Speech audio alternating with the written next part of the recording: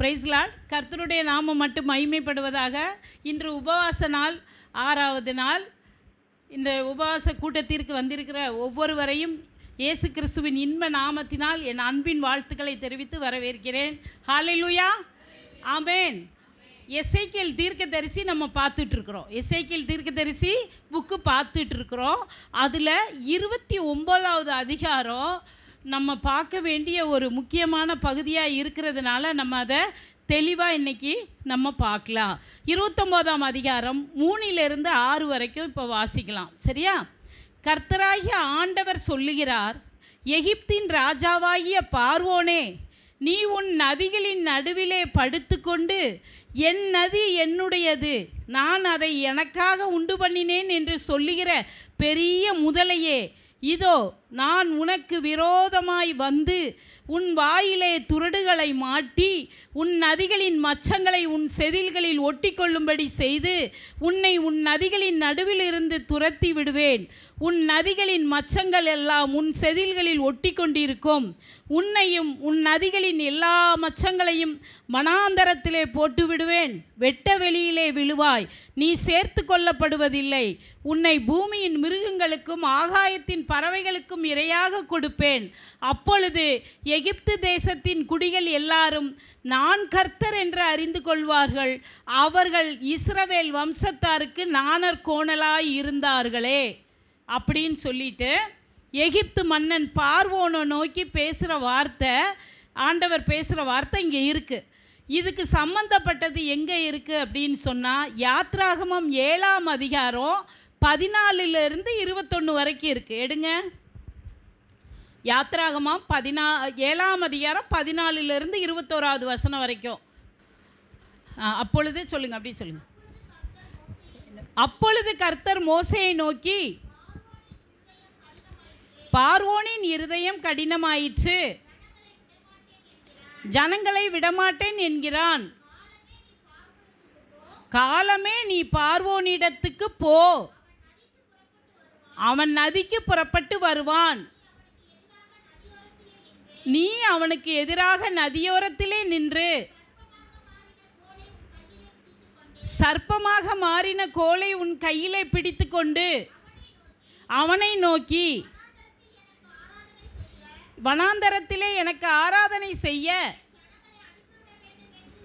என் ஜனங்களை அனுப்பிவிட வேண்டும் என்று சொல்லும்படி எபிரெயருடைய தேவனாகிய கர்த்தர் என்னை உம்மிடத்துக்கு அனுப்பியும் இதுவரைக்கும் நீர் கேளாமற் போனீர். இதோ என் கையில் இருக்கிற கோலினால் நதியில் இருக்கிற தண்ணீர் மேல் அடிப்பேன். அப்பொழுது அது இரத்தமாய் மாறி நதியில் இருக்கிற மீன்கள் செத்து நதி நாறிப்போம். அப்பொழுது நதியில் இருக்கிற தண்ணீரை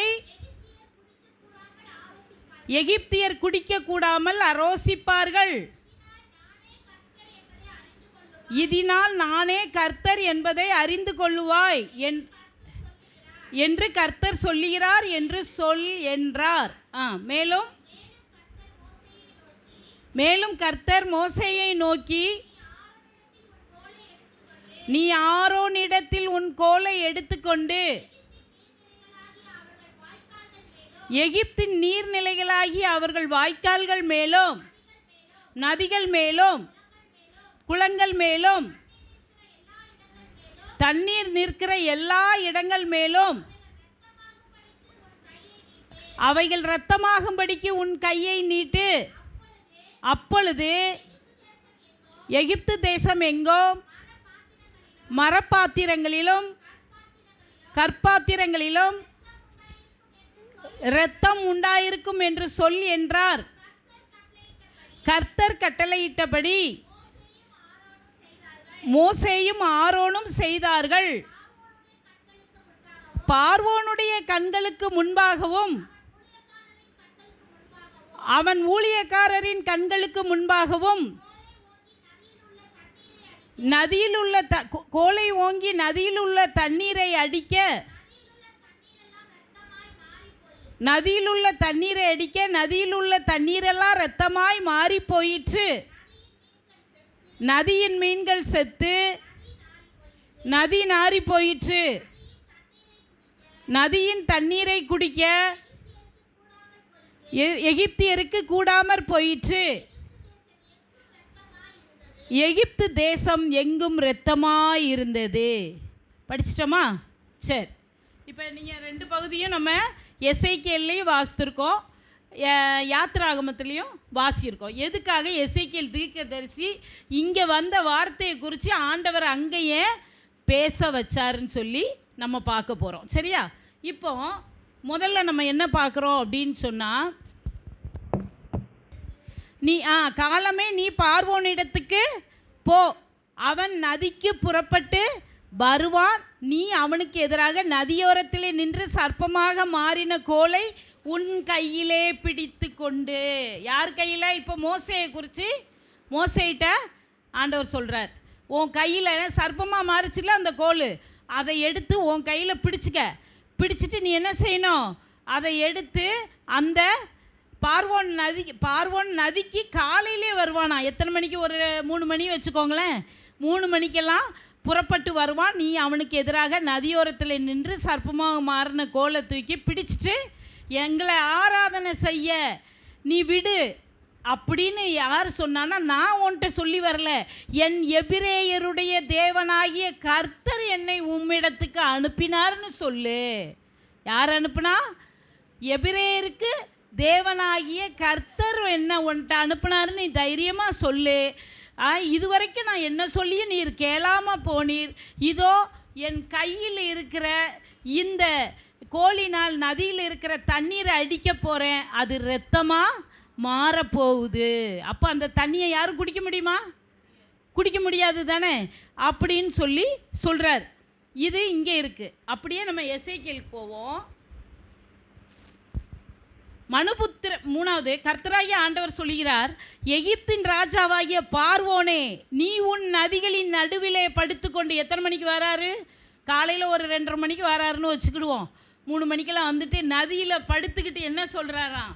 இந்த நதி என்னுடையது, இந்த நதியை நானே சிருஷ்டித்தேன், இந்த நதியை நானே சிருஷ்டித்தேன். அதாவது என்னன்னா, அந்த நாட்டு மக்களுக்கு அவன்தான் மன்னன், அவன்தான் கடவுள். முதல் கடவுள் பார்வோன்.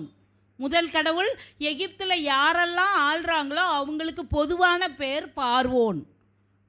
அவங்களுக்கு ராம்சேத்துன்னு பேர் இருக்கும், அப்படி ஒவ்வொரு பேர்கள் இருக்கும். ஆனால் பொதுவான பேர் என்னது? எகிப்து மன்னர்களுக்கு பார்வோன். பார்வோன் மன்னன் தான் அங்கே உள்ள மக்களுக்கு முதற் கடவுள். அப்போ இவனை கடவுளாக நினச்ச வரைக்கும் இவன் என்ன செய்கிறான் தெரியுமா? சூரியன் எனக்கு ஒப்பானது, இந்த நைல் நதி எனக்கு ஒப்பானது. முதல்ல அவங்க கடவுளாக, பெரிய கடவுளாக பார்க்குறது பார்வோன் மன்னனையும் நைல் நதியையும். ஏன் தெரியுமா? அந்த நாட்டில் மழை பெய்தோ இல்லையோ, நைல் நதி பெரிய நதி. அந்த நதி இவங்களுக்கு வாழ்வாதாரம், சாப்பாட்டுக்கு ஆதாரமாக இருக்குது. சாப்பாட்டுக்கு ஆதாரமாக இருந்தால் அது அவங்களுக்கு தெய்வமாக இருக்குது. இவங்களை ஆள்றது யார்? பார்வோன் மன்னன். 2 பேரும் 1000 கடவுள் இருந்தாலும் இந்த 2 கடவுளும் பெரிய கடவுள். அப்போ அப்படி மக்கள்லாம் வேண்டிக்கிட்டு இருக்க சொல்ல எத்தனை பேர் அவனை பக்கத்து நாட்டுக்காரன் கூட என்ன நினச்சிருப்பா? குட்டி குட்டி இவன் ஆள்ற தேசத்தில் உள்ளவங்கெல்லாம் இவனை தெய்வமாக தானே பார்த்துருப்பாங்க. அதனால் அவனுக்கு தலை கர்வம் வந்து என்ன சொல்கிறான்? பொதுவாக இன்னொரு இதையும் நான் சொல்லிடுறேன். எகிப்து அப்படின்னு சொன்னால் தமிழில் எகிப்துன்னு சொல்கிறோம், இங்கிலீஷில் எஜிப்துன்னு சொல்லுவோம். ஹீப்ருவில் மூல மொழியிலேருந்து தானே நமக்கு வேதம் வந்திருக்கு. மூல மொழியில் இருள்னு அர்த்தம். மிஸ்ராயிம். ஹீப்ரு மொழியில் என்ன வார்த்தை எகிப்துக்கு? மிஸ்ராயிம். மிஸ்ராயிம்னா இருள், உபத்திரவம்னு பேர்.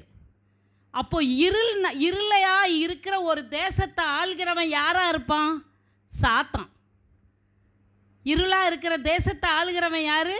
வேதத்தின்படி பார்த்தா சாத்தான், சத்ரு. அந்த பார்வோன் மன்னன் சத்ருவாக இருக்கான். அதனால தான் சொல்கிறான், இந்த நதி என்னுடையது அப்படின்னு சொல்லி நடுவில் படுத்துக்கிட்டு அப்படி பேசுகிறான். பார்த்தீங்களா? இப்படி பேசும் பொழுது நான் அதை எனக்காக உண்டு பண்ணினேன்னு சொல்கிறான். எனக்காக அவன் தான் தயாரித்தானா, அவன் தான் சிருஷ்டிக்கிறாமா அப்படி சொல்கிறான். சொல்லிட்டு உடனே ஆண்டவர் சொல்கிறார், சொல்லுகிற பெரிய முதலையே, இதோ நான் உனக்கு விரோதமாக வந்திருக்கிறேன். வந்து உன் வாயில துறடுகளை, முதலை எப்படி பிடிக்க முடியும்? வாயில் தான் துரடை போட்டு கம்பி மாதிரி போட்டு பிடிக்கணும், முள் துறடுகளை மாட்டி உன் நதிகளின் மச்சங்களை உன் செதில்களில், அதாவது நதியில் இருக்கிற மச்சோன்னு சொல்லி இருக்குது. நம்ம மீனாக நினைக்கிறோம். அது என்ன அர்த்தம் அப்படின்னு சொன்னால், உன்னை யாரெல்லாம் உன்னை சுற்றி கடவுள் கடவுள் கடவுள்னு சொல்லிக்கிட்டு அலையிறானோ, உன்னை அடிச்சேன்னா அத்தனை பேரும் ஒரு செதிலோடு சேர்ந்து ஒட்டிக்கிட்டு வந்து வெளியே விழுவான். இப்போ அது அந்த அர்த்தம் அதுதான். உன் நதிகளின் மச்சங்களை உன் செதில்களில் ஒட்டி கொள்ளும்படி செய்து உன்னை உன் நதிகளின் நடுவில் இருந்து என்ன செய்வேன்? துரத்தி விடுவேன். அதாவது தூக்கி விடுவேன். அது தூக்கி விடுவேன்னா என்னது? எடுத்து வெட்டாந்தரையில் உன்னைய வீசிடுவேன். வீசும் பொழுது நீ மட்டும் வந்து விழமாட்ட. என்னாகும்? உன் கூட உன்னைய கடவுள்னு சொல்கிற அத்தனை பேரும் துரைத்தனங்களின் ஆவி. சாத்தானா பாருங்கள், இப்போ எப்படி பேசுவோம்? சாத்தானா பார்த்தீங்கன்னா இப்போ பார்வன் மன்னன்னொன்னே இப்படி பேசுகிறோம். உன்னைய அண்டி இருக்கிற குட்டி குட்டி நாட்டெல்லாம் உன்னை தேவனாக சேவிக்கிறவங்க எல்லாருக்கும் இந்த நிலைமைன்னு சொல்கிறாருன்னு அர்த்தம். இதை நம்ம அவனை சாத்தானா பார்த்தா எப்படி சொல்லுவோம்? உன் கூட ஒட்டிக்கிட்டு இருக்கிற துரைத்தனத்தின் ஆவி, உலகத்தின் பொல்லாங்கான ஆவி எல்லாம் உன் கூட ஒட்டிக்கிட்டு வந்து இந்த வெட்டாந்தரையில் வெளியே தூக்கி வீசிடுவேன். எப்போ? கோல், மோசேயின் கையில் இருக்க தேவனுடைய கோல் தண்ணியில் ஓங்கி அடிக்கும் பொழுது அந்த தண்ணி ரத்தமாக மாறும் பொழுது தான் இவன் வெளியே வந்து உழுவான்னு ஆண்டவர் சொல்கிறார். அப்போ அந்த கோலில் என்ன இருக்குன்னு பார்க்கணும்ல? கோலில் என்ன இருக்குன்னு பார்க்கணும்ல? அந்த கோல் என்னதுன்னு நமக்கு தெரிஞ்சாதான் என்னன்னு நமக்கு புரியும். ஏசாயா 11:4 வசனத்தின் பிற்பகுதியில் பூமியை தனது வாக்கின் கோலால் அடித்தார்னு இருக்கும். இது பொது மொழிபெயர்ப்பில் பார்த்தீங்கன்னா பூமியை தனது வார்த்தையின் கோலால் அடித்தார் இருக்கும். அப்போ என்ன அர்த்தம்னா, கோல் எதை குறிக்குது? தேவனுடைய வார்த்தையை குறிக்குது. தேவனுடைய வார்த்தையை குறிக்குது. ஹல்லேலூயா. அப்போ கோல் எடுத்து அடிக்கும் பொழுது இயேசுவுக்கு அடையாளமான வார்த்தை தேவனுடைய நாமம். வெளிப்படுத்துதல் 19:13 என்ன சொல்லப்பட்டிருக்கு? வசனம் பாருங்க. வெளிப்படுத்துதல் 19:13 வசனம் என்ன சொல்லுது? இரத்தத்தில் தோய்க்கப்பட்ட வஸ்திரத்தை தரித்திருந்தார். அவருடைய நாமம் தேவனுடைய வார்த்தை. அதுக்கு முந்தின வசனத்தை பாருங்க. இந்த இதுக்கு என்ன சொல்லியிருக்காங்க, இந்த நாமத்தை எப்படி சொல்லியிருக்காங்கன்னு பாருங்க.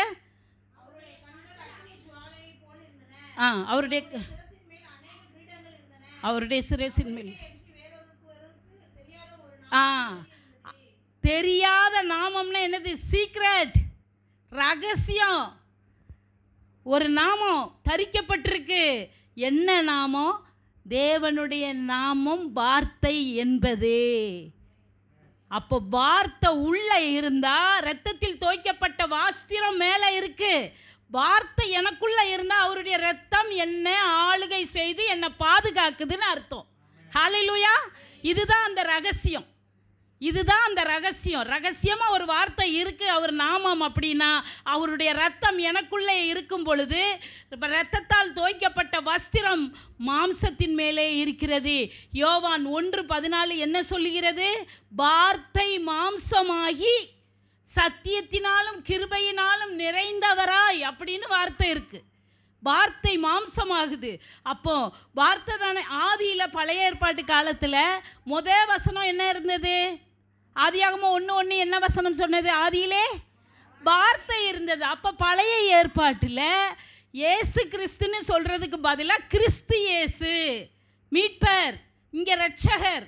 அப்போ கிறிஸ்து இயேசு ஆதியாகமம் உலகத்தை உண்டு பண்ணுவதற்கு முன்னாடியே, ஆதியாகமத்துக்கு முன்னாடியே கிறிஸ்து மீட்பர் இருக்கிறார்ல. அப்போ இந்த இடத்துல ஆதியிலே வார்த்தை இருந்ததுன்னா ஆதியிலே கிறிஸ்து இருந்தார். சிலுவையில் எப்போ மாம்சமாகி மரியாள் வயிற்றில் மாம்சமாக வந்து நான் மனுஷகுமாரன், அப்போ தேவகுமாரன், இப்போ மனுஷகுமாரனாக பிறந்து என் பாவத்துக்காக, உலகத்தின் ஒட்டுமொத்த பாவத்துக்காகவும் அவர் பாவத்தை சுமந்தவராக சிலுவையில் அறையப்பட்டு இரத்தம் சிந்தப்பட்டு மரித்து உயிர் தெழுகிறார். பார்த்தீங்களா? அந்த இடத்துல தான் அவர் என்னவாகிறார்? நமக்காக என்னவாரு? வார்த்தை மாம்சமாகுதே. வார்த்தையும் மாம்சமும் பிரிக்க முடியாதது போல வார்த்தையும் இரத்தமும் பிரிக்க முடியாது. ஹல்லேலூயா. நம்மளை எது கழுவுதுன்னா தேவனுடைய ஆவி, வார்த்தையாகிய ஆவி, இரத்தமாகிய ஆவி. யோவான் 15:3 சொல்றாரு, நீங்கள் என்னுடைய உபதேசத்தினால் இப்பொழுதே கேட்ட மாத்திரத்தில் சுத்தமாகிறீர்கள். உபவாசம் எப்படி உபதேசம் எப்படி இருக்கும்? சொல்லப்பட்ட உபதேசம் வார்த்தையா வரும். அதை கேட்ட இம்மாத்திரத்திலே நீங்கள் சுத்தமாகிறீர்கள். யோவான் 17:17 இப்போ சொன்னோம். எப்படி சொன்னோம்? தேவனுடைய வார்த்தை எப்படி இருக்கு? சத்தியமா இருக்கிறது. வசனமே சத்தியம். வசனமே சத்தியம். அந்த சத்தியமான வார்த்தை நம்மளை பரிசுத்தமாக்குதுன்னு பார்த்தோம். ஹல்லேலூயா, ஆமென். அப்போ அந்த வார்த்தை நமக்குள்ள முதல்ல உள்ள போகணும். இதைத்தான் இங்கே ஆண்டவர் சொல்கிறாரு. வார்த்தையாகிய கோலை எடுத்து மோசே நீ அடி, நதியை அடி, நதி ஃபுல்லாக ரத்தமாக மாறும். ரத்தத்துக்குள்ளே யாராவது படுத்திருப்பாங்களா? வெட்டாந்தரையில் அவன் தூக்கி கொண்டு விழுவான். எப்படின்னா, இது எதுக்கு நமக்கு சொல்லப்படுது? நீ சொல்ல நீ மட்டும் இல்லை, உன்னை சார்ந்த அத்தனை பேர் செதில் போல உங்களோட ஒட்டிக்கிட்டு வந்து விழுவான். நான் எபிரேயருடைய தேவனாகிய கர்த்தர் நான் சொல்லி முடிச்சுட்டு அதில் கடைசியில் சொல்லுவார் பாருங்களேன். எகிப்து தேசத்தின் 6வது வசனத்தில், அப்பொழுது எகிப்து தேசத்தின் குடிகள் எல்லாரும் நான் கர்த்தர் என்று அறிந்து கொள்வார்கள். அவர்கள் இஸ்ரவேல் வம்சத்தாருக்கு நாளல் என் ஜனங்களை நல்ல மக்களாக இருக்கவே நீங்கள் விடலை. உங்கள் தெய்வத்தை வழிபட வச்சிங்க. அதோடு மட்டும் இல்லை, அவங்க என்ன மறந்தே போனாங்களே. அப்போ நான் கர்த்தர். இதே வார்த்தை தான் யாத்திராகமத்திலையும் நான் கர்த்தர். அவங்க அறிஞ்சுக்குவாங்க, நீங்களும் அறிஞ்சுக்குவீங்க. அதை தான் சொல்கிறார். எகிப்து தேசத்தின் குடிகள் எல்லாம் என் ஜனங்கள் மட்டும் இல்லை, உன்னுடைய ஜனங்களும் அறிந்து கொள்வார்கள் அப்படின்னு சொல்லி இங்கே சொல்லியிருக்கார். இதை தான் நம்ம எசேக்கியேல் தீர்க்கதரிசியில் இப்போ பார்க்குறோம். சரியா? இப்போ இந்த இடத்துல ஒரு வார்த்தை இருக்குது. நம்ம வாழ்க்கை எப்பவும் தேவனுடைய வார்த்தையோடு இசைந்து இருக்கணும். தேவனோட வார்த்தையோடு இசைந்து இருக்கணும். நம்ம வாழ்க்கை, டெய்லி வாழ்க்கை எப்படி இருக்கணும்? தேவனோட வார்த்தையோட ஒன்றா பிணைஞ்சே வரணும்.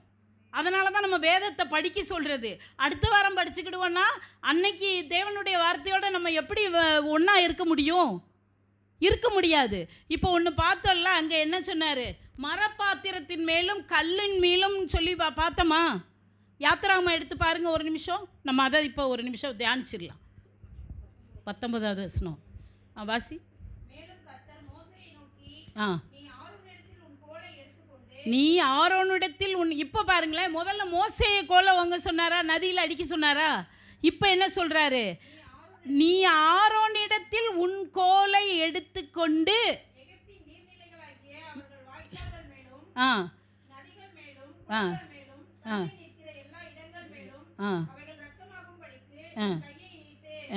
அப்பொழுது எகிப்து தேசம் மரப்பாத்திரங்களிலும் கற்பாத்திரங்களிலும் ரத்தம் உண்டாயிருக்கும். முதல்ல நதி, வாய்க்கால், குளம் 3 சொல்லியிருக்காரு. இந்த 3 குறித்து நம்ம நாளைக்கு பார்ப்போம். இன்னைக்கு மரப்பாத்திரங்களிலும் கற்பாத்திரங்களிலும் உன் கோலை அந்த இது மேலே நீட்டு ரத்தம் உண்டாயிருக்கும். எங்கெல்லாம் அதெல்லாம் டச் பண்ணுன்னு சொல்லிட்டார். கோலை எடுத்துகிட்டு போய் இப்படி ரத்தமாகும்படி உன் கையை நீட்டு அதை நோக்கி அப்படின்னு சொன்னார். எங்கெல்லாம் மரப்பாத்திரமும் கல் பாத்திரம் வருதோ அது என்னன்னு நம்ம பார்க்கணும். சரியா? 2 ராஜாக்கள் 19:18 பக்கம் சொல்லிட்டா எல்லாரும் எடுத்துருவாங்க. 495வது பக்கம். அவர்களுடைய தேவர்களை நெருப்பிலே போட்டுவிட்டது மெய்தான், அவைகள் தேவர்கள் அல்லவே, மனுஷர் கைவேலையான மரமும் கல்லும் தானே. ஆகையால் அவைகளை நிர்த்துளியாக்கினார்கள். ஒன்றுமில்லாமல் போக்கிட்டாங்கன்னு. மனுஷரால் கை வேலையினால் செய்யப்பட்ட மரமும் கல்லும் தானே. அது அவங்க தேவர்கள். மனுஷருடைய கையினால் செய்யப்பட்ட அவங்க தெய்வங்கள் மரமும் கல்லும். இதோட பொன் வெள்ளின்னு வந்துச்சுன்னா அர்த்தம் வேற மாறிடும், அதை சேர்க்கக்கூடாது. வெறும் மரமும் கல்லுன்னு வந்தால் அந்நிய தெய்வங்கள்னு அர்த்தம். அடுத்து உபாகமம் 28:36. உபாகமம் 28:36 259. கர்த்தர் உன்னையும் உனக்காக ஏற்படுத்தி கொண்ட ராஜாவையும் நீயும் உன் பிதாக்களும் அறியாத ஜாதிகளிடத்திற்கு போக பண்ணுவார். அங்கே நீ மரமும் கல்லுமான அந்நிய தேவர்களை சேவிப்பாய். அந்த மரமும் கல்லும் என்னன்னு சொல்கிறார்? முதல்ல விக்கிரகத்தை குறிக்குது, இப்போ அந்நிய தேவர்கள்னு சொல்லி அதை விளக்கப்படுத்துகிறார் நம்மகிட்ட. சரியா? அடுத்து எசேக்கியேல் 20:32.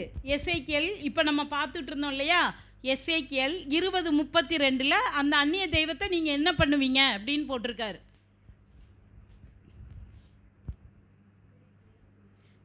எசேக்கியேல் 20:32 983வது பக்கம்.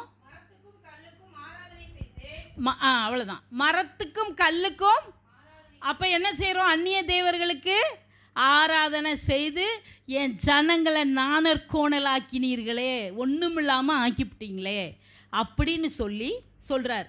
இப்போ மோசே சொல்கிறாரு, கோலை எடுத்து ஆரோன் கையில் கொடுன்னு சொல்கிறாரு. எதுக்காக சொல்லணும்? முதல்ல அந்த கோல் யாருடையது? தேவனுடைய கோல். முதல்ல அது தேவனுடைய கோல்.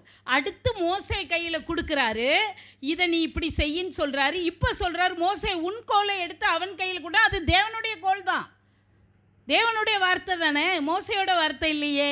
சொல்ல தானே செய்கிறாரு. இப்போ இந்த கோலை எடுத்து உங்கள் அண்ணன்ட்ட கொடு. ஏன் ஆரோன் கையில் கொடுக்க சொன்னார்னா இங்கே ஒரு அர்த்தம் இருக்குது. என்ன அர்த்தம்னா, ஆரோன் மக்களோட பிரதிநிதியாக நிற்கிறாரு. மொத்த மக்களை, இஸ்ரவேல் மக்களோட பிரதிநிதி. இப்போ நீங்களாம் இருக்கீங்கன்னா உங்கள் சார்பாக பேசுகிறதுக்கு நான் நிற்கிறேன்னு வச்சுக்கோங்க. நான் தான் அந்த பிரதிநிதி.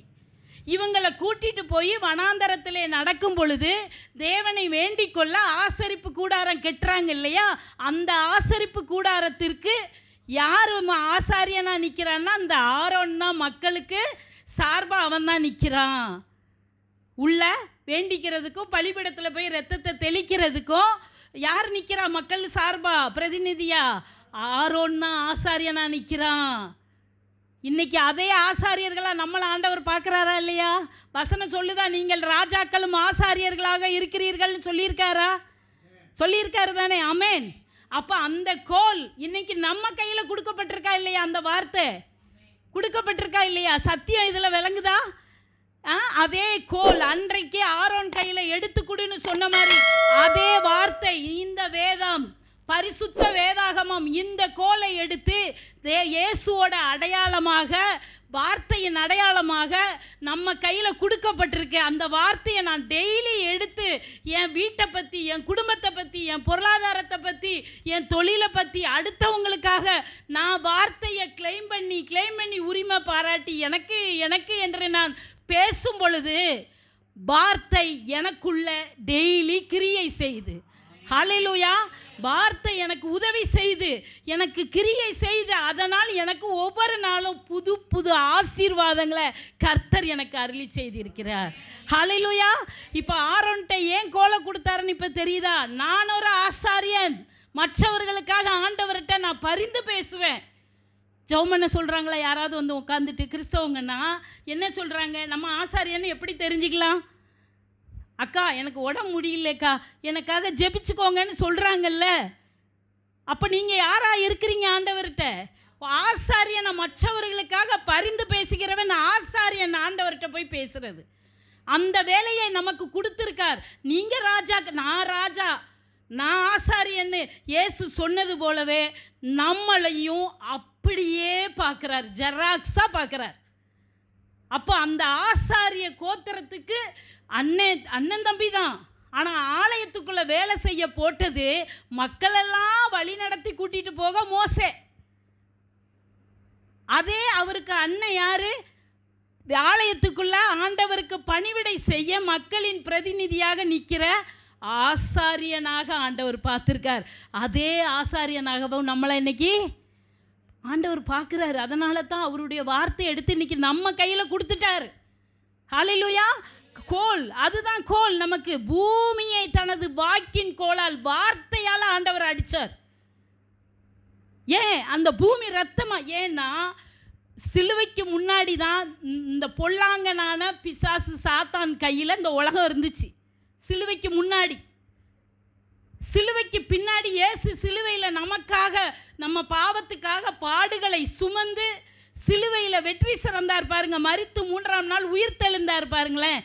இந்த பொல்லாங்கனை ஆண்டவர் என்ன செஞ்சார் தெரியுமா? சிலுவையில் வெற்றி சிறந்து, அது சில டிரான்ஸ்லேட்டில் என்ன போட்டிருக்கு விளக்க உரைகள்லன்னா, தரன்னு இழுத்துட்டு வந்து எகிப்து மன்னனை எப்படி நதியில் இருந்து இரத்த ஆளுகை செஞ்ச உடனே அந்த சத்ரு அங்கே இருக்க முடியாமல் அவனை வெளியே தூக்கி போட்டாரோ, அதே போல் இயேசு சிலுவையில் வெற்றி சிறக்கும் பொழுது உள்ள சாத்தான் இது பூமி என்னுடையதுன்னு சொன்னான். பார்வோன் எப்படி நதியை என்ன சொன்னான்? என்னுடைய நதினா. பிசாசும் சொன்னிச்சு இந்த பூமி என்னுடையதுன்னு சொன்னிச்சு. இயேசு சொன்னார், ஒன்றுமே சொல்லலை, பேசாமல் இருந்தார்.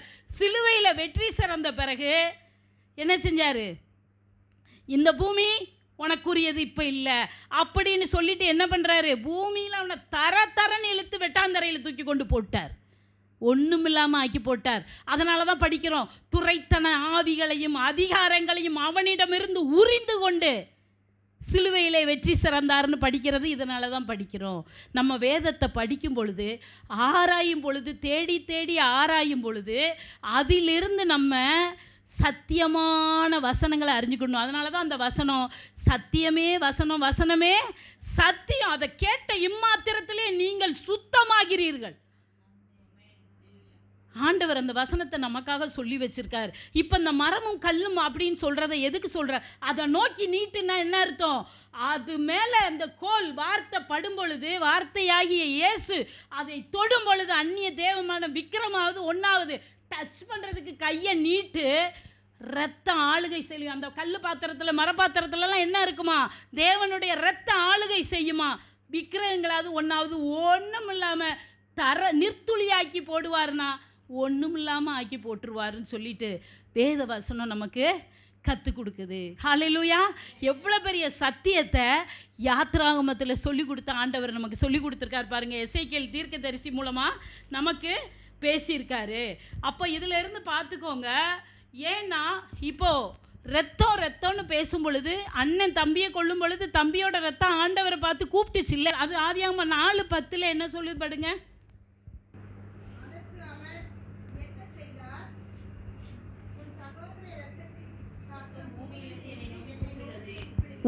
நீ என்ன செய்தாய்? உன் சகோதரனுடைய ரத்தம் பூமியிலிருந்து என்னை நோக்கி கூப்பிடுது. இதுக்கு பதில் எபிரேயர் 12:24 எடுங்க. எபிரேயர் 12:24.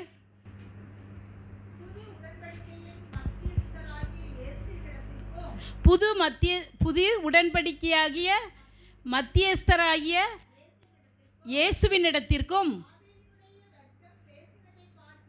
ஆபேலுடைய இரத்தம் பேசினதை பார்க்கிலும்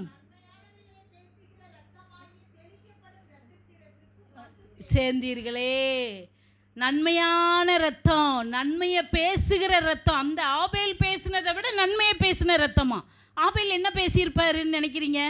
எங்கள் அண்ணன் என்னைய தெரியாமல் செஞ்சிட்டான், கொலை செஞ்சிட்டான், மன்னிச்சிருங்க ஆண்டவரேன்னு கேட்டிருப்பார். அதைத்தான் இங்கே சொல்கிறாரு. ஆபேல் பேசினதை விட நன்மையானதை பேசிச்சு. அவள் பேசினதுனால தான் ஆண்டவர் அவங்க அண்ணனை உயிரோட கூட விட்டுருக்கலாம். உண்மைதானே? இதை கொலை பண்ணினதை தெரிஞ்சுக்கிட்டவர் தண்டனை கொடுக்காம விட்டுருக்காருன்னா ஒரு அடையாளத்தை போட்டுட்டு போன்ட்டார். அதை விட நன்மையான பேசின ரத்தம் இயேசுவோட ரத்தம். அந்த ரத்தத்துக்கிட்ட நம்ம, தெளிக்கப்பட்ட ரத்தத்துக்கிட்ட நம்ம வந்து சேர்ந்து இருக்கிறதுனால தான் இன்னைக்கு நம்ம மேலே வார்த்தை உள்ள போக போக போக என் வாயினால் அறிக்கை, டெய்லி வார்த்தையை எனக்குன்னு நான் அறிக்கை செய்து வாக்குத்தத்தங்களையும் எனக்கு கூறப்பட்ட வார்த்தைகளையும் சொல்லி நான் பேசுகிறதுனால அவருடைய ரத்தம் என்னை ஆளுகை செய்கிறது. ஒவ்வொரு நாளும் எனக்குள்ளே புது புது ஆசீர்வாதங்கள் வந்து கொண்டு இருக்கிறது. ஹல்லேலூயா, ஹல்லேலூயா. கர்த்தருடைய நாமம் மட்டும் மகிமைப்படுவதாக. ஆமென்.